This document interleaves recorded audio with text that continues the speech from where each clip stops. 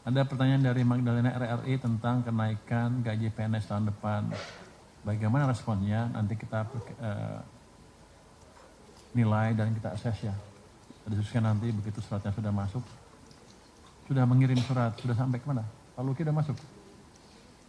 Dari PAN RB menaikkan gaji tahun 2002. Silakan Pak Luki coba jawab yang itu. Nanti ya, oke itu nanti jawab Pak Luki.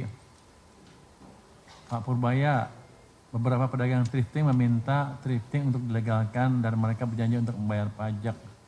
Tanggapan Bapak, tanggapan saya nggak perlu dengan bisnis thrifting. Yang saya kendalikan adalah barang ilegal yang masuk ke Indonesia. Saya akan membersihkan Indonesia dari barang-barang ilegal yang masuk yang ilegal. Thrifting kan kalau barang bekas kan dilarang kan, sudah jelas itu ilegal. Jadi nggak ada hubungannya bayar pajak apa nggak bayar pajak, itu barang ilegal. Menurut Anda apa? Kalau saya menagih pajak dari ganja misalnya, apakah jadi barang jadi legal? Kan enggak. Kira-kira gitu Pak padanannya. Jadi itu utamanya. Pak Purbaya tadi dari Alif Rahman ya. Pak Purbaya dari Alif Rahman lagi.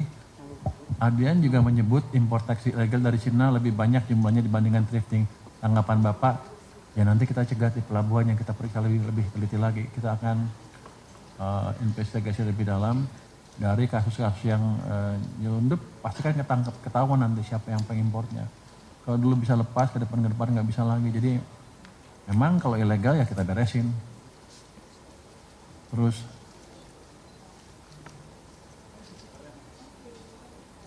Pak Purbaya, anggaran 3,5 triliun rupiah yang dibalikin Kementerian Lembaga rencananya mau buat apa?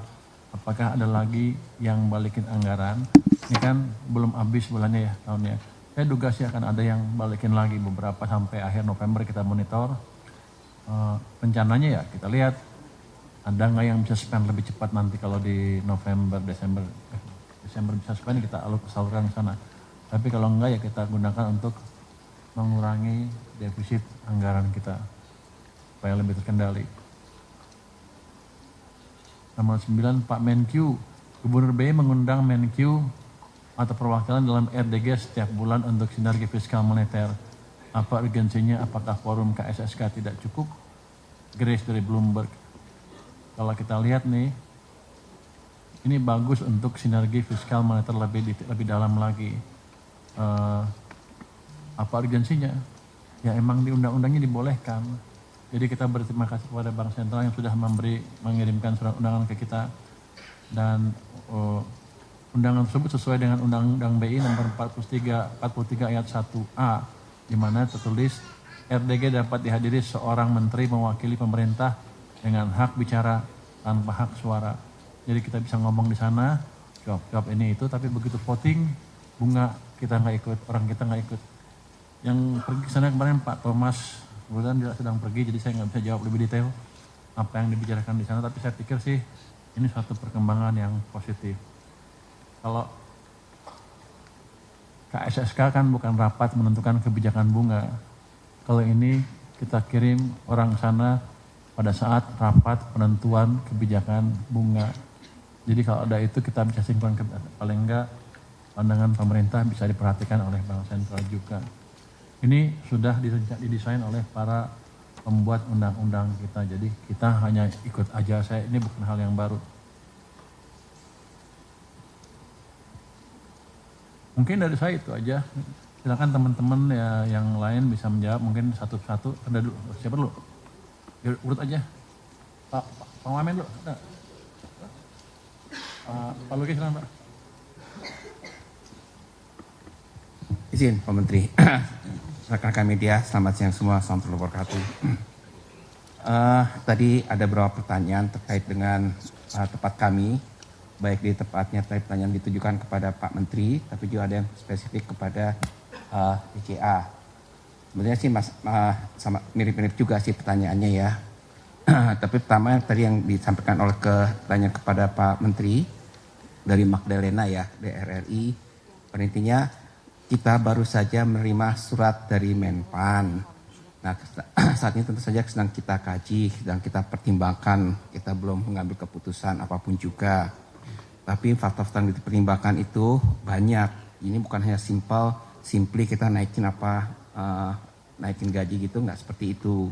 Contohnya, kita kan selalu lihat ini bagian dari kita menata organisasi, melakukan transformasi birokrasi keseluruhan. Makanya kita kerjasama dengan Menpan. Kan remunerasi itu adalah salah satu faktornya, satu elemennya. Kita lihat selalu kinerja dan produktivitas dari ASN itu sendiri seperti apa. Dan tentu saja kita juga melihat nanti kemampuan fiskal kita seperti apa. Jadi itu yang akan faktor-faktor yang mungkin kita pertimbangkan. Tadi berapa langsung izin Pak Menteri ya, pertanyaan untuk DCA, untuk anggaran.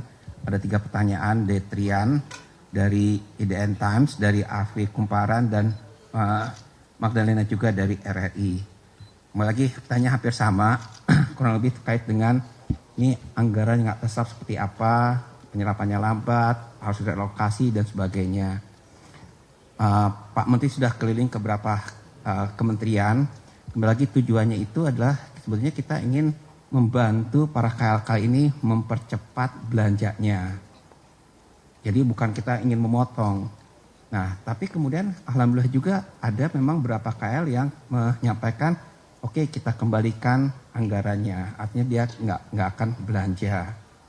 Nah, untuk KL seperti itu yang kami sampaikan adalah kita ingin pastikan outputnya itu tetap tidak terganggu atau bisa tercapai. Kalaupun ada pergeseran, kembali lagi misalnya program prioritas presiden, itu yang kita dorong terus supaya tidak ada gangguan atau tidak tercapai. Itu yang kita lakukan. Jadi kalau ditanya sampai dengan tadi sampaikan oleh Pak Wamen, belanja KL kita itu kan sampai dengan Oktober ini sudah 75,4%. Itu kan cukup baik. Memang ada revisi-revisi dan sebagainya. Kalau angka dengan Pagu yang revisi itu sudah mencapai 67% dari Pagu outlook-nya. Itu yang kita dorong terus dalam 1,5 bulan terakhir ini supaya tadi belanja ini bisa optimal. Kembali lagi intinya adalah bagaimana membantu mempercepat pertumbuhan ekonomi. Jadi tujuan itu bukan kita semata-mata hanya sekedar memotong atau menginginkan belanja-belanja tersebut. Kita ingin belanja itu benar dimanfaatkan sebaik-baiknya. Mungkin itu pertanyaannya ya, karena yang 3 pertanyaan tadi itu sebenarnya mirip-mirip saja terkait dengan tadi penyerapan anggaran, geseran anggaran dan sebagainya. Mungkin itu Pak Menteri kami kembalikan. Oke, terima kasih. Silakan Pak Siva.